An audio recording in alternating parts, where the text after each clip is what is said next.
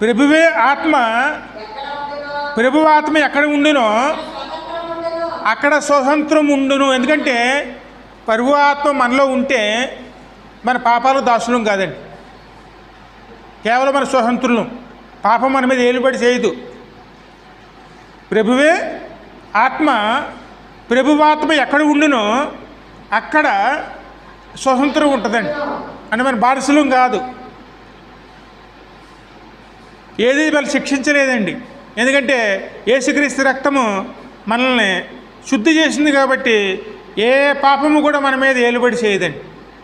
ప్రభువే ఆత్మ, ప్రభువాత్మ ఎక్కడ ఉండినో అక్కడ మనకి స్వతంత్రం ఉంటుందండి. అందుకే ఎప్పుడు కూడా మన యేసయ్యని సంతోషంతో మనం చేర్చుకునే వారమునే ఉండాలి. ప్రభువుని చేర్చుకుంటేనే పరిశుద్ధ